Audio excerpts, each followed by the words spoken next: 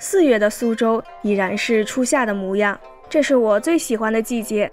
今年住哪儿好呢？如果你说苏州开了一家新的四季，这对我来说好像没什么吸引力。但如果你又说这家四季在金鸡湖畔独享一岛，一岛一酒店，真正的城市度假，这就有点意思。进入酒店要先过一座桥，隔绝了外面的喧嚣和人潮，这就是属于小岛度假的快乐周末呀。作为大中华区的第8家四季，这家酒店位于苏州工业园区四季路88号，一口气凑足了这么多个8，足见香港业主对于这家酒店的期待。园子里简单逛了一圈，大片的湖畔草坪，居然还有个狗狗乐园。哦，对了，这是一家狗狗友好酒店，毛孩子也能一起来度假。沿着小路继续往前走，还有个无边泳池，这也是整个园区里我最喜欢的地方。穿插在水面上的各种花草，还有一旁的沙发凉亭，有那么一瞬间感觉自己好像身处热带岛屿。泳池与金鸡湖相连，对面的东方之门又把我们拉回现实。哦，还好在苏州，不用飞那么远。整个园区还是挺大的，所以酒店也提供了专业的自行车，可以免费体验。可惜我不会骑。逛了一圈，感觉整个小岛就像个茂盛的植物园，酒店建筑就隐藏在这片郁郁葱葱的树林中。走进大堂，怎么说呢？跟我想象中的度假风格不太一样。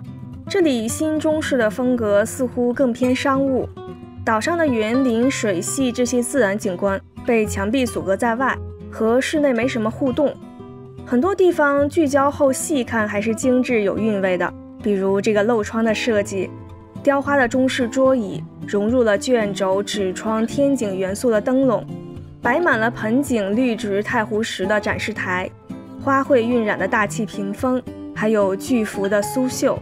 从这些设计还是能明显地感受到苏州这个城市所特有的素雅和精致。大堂吧的户外露台还是很赞的，可以俯瞰整个金鸡湖，也是欣赏苏州城市天际线的最佳视角。以大堂吧为中轴，酒店的客房就分布在两侧。这次我们的房间是位于西厢房1楼的庭院客房，房间门口这个仿青花瓷碎片拼接的屏风还挺有意思的。洗漱区域里镜子有点多，一眼望过去各个角度都有，视觉上有点混乱。洗漱间和卧室通过推门隔开，这个推门看起来还挺霸气的，大 house 的标配。不过我们这次住的是基础房，面积确实不大，配这个门确实有点不配。卧室里是浅色现代素雅的风格，这个风格还是非常居家的。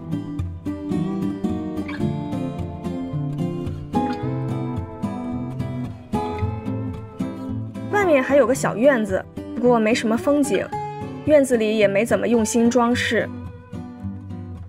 房间里没什么特别吸引我们的，所以放下行李我们就去游泳啦。泳池还是很大气的，2层的挑高，室外还有个叠石离水的微缩景观。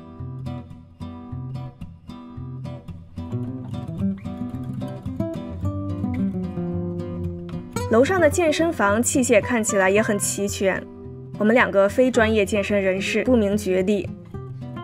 到目前为止，这里的室内设计给我们的感觉是非常理性克制，所以没什么特别印象深刻的地方。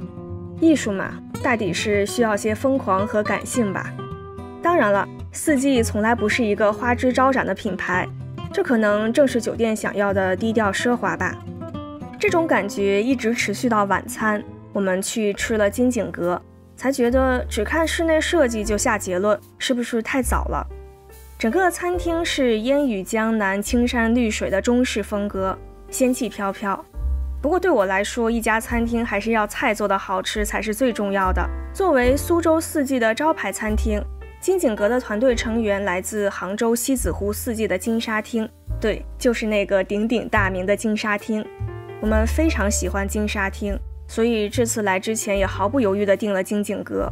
免费的开胃小菜是乌梅汁浸小番茄，酸酸甜甜，口舌生津，还有2个酸酸辣辣的小咸菜。第一道凉菜是这顿饭里我最喜欢的，柔软的豆皮包成了16的形状，内馅是带子和花菜梗泡菜，带子的口感像果冻一样冰冰凉凉，花菜梗泡菜则酸酸脆脆，还带点恰到好处的麻椒味儿，让带子本身鲜甜的味道更加丰富了，非常爽口。第2道菜是捞起，应该是一道两广地区的拌菜吧。以前在顺德吃过鱼生类似的做法，点这道菜主要是为了讨个好彩头。捞起捞起，风生水起。这道菜里我尤其喜欢松子和各种香料碰撞在一起的味道，好香好特别。还有一道是不知道吃什么的时候就会点的毛血旺，我觉得味道不输地道的川菜馆子，和牛的品质很不错。总之每道菜都很好吃，而且这次我们从小程序订房的时候还送了100美刀的消费额度，用来吃这家还是很划算的。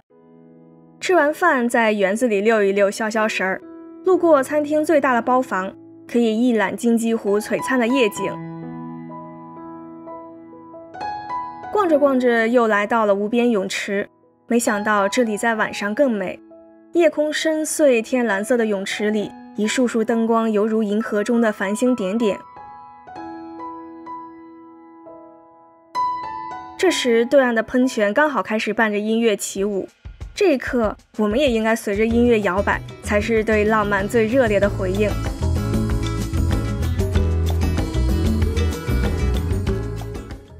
稍等一下，遛弯回来发现还有夜闯里，所以我又点了2杯奶茶，听说是苏州本地的牌子，我觉得还挺好喝的。招牌的浮云鲜牛乳，奶味特别香浓，黑金芝麻里的迷你爆珠，爆开后里面是芝麻颗粒，好特别。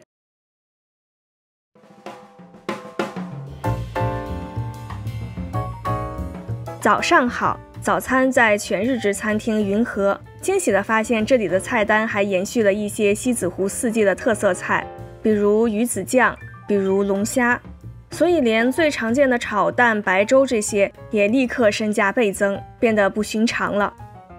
自助里还有低温炙烤的牛肉、帕尔马火腿、烟熏鱼柳等等。希腊酸奶的味道很香，丹麦酥也开酥开得特别好，轻盈松脆。不过我觉得早餐里的中餐部分就弱了很多，尤其是苏式特色的点心面条，比对面的百悦就差点意思。一直到现在，回想起苏州百悦早餐里的那碗红汤焖肉面，我都觉得特别好吃。吃完早饭，我们又去参观了儿童乐园。其实昨天晚上就去了，结果人家下班了就没拍到。这家酒店还有个特色就是亲子，有这么大的儿童乐园的酒店也是少见。重点是还有老师看护，可以真正的实现解放双手带娃。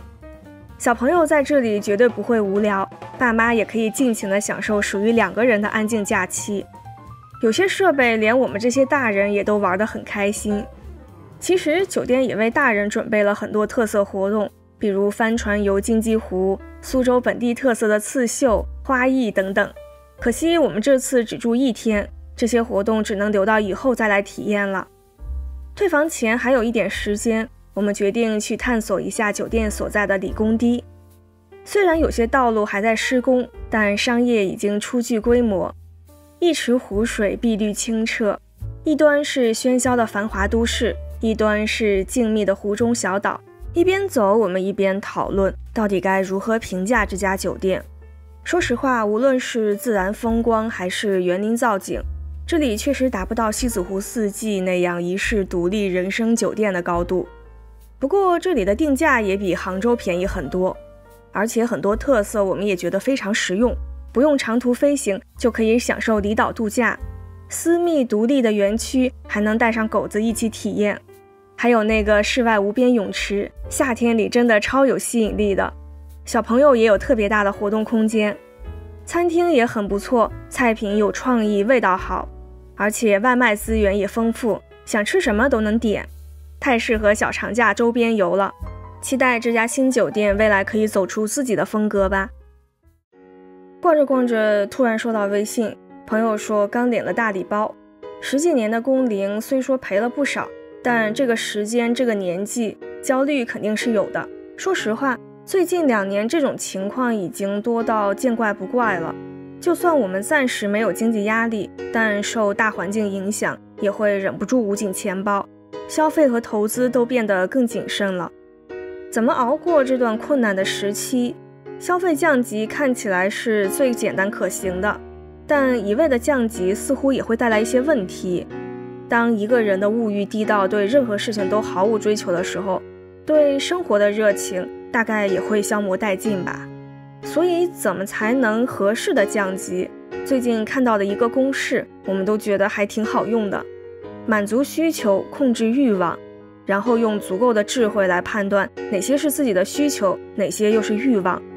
这个标准因人而异，但也有些简单的标准可以参考。比如需求其实就是人的本能，满足了就会平息，而且会产生满满的幸福感。想花点钱吃顿好的，吃饱了就不会再想吃更多，那就去吃。想休息一下，出去走走，玩够了就回归正常的工作生活，那就去玩。但欲望跟需求就不一样了，是社会的产物，不断升级的攀比虚荣心，就算一时被满足，也会像滚雪球一样越滚越大。更昂贵的餐厅，更高端的度假村，更惊艳的风景，再好的事情超出了自己的承受能力，都将变成负担。不把自己架到某个虚无的位置上，心才会更自由。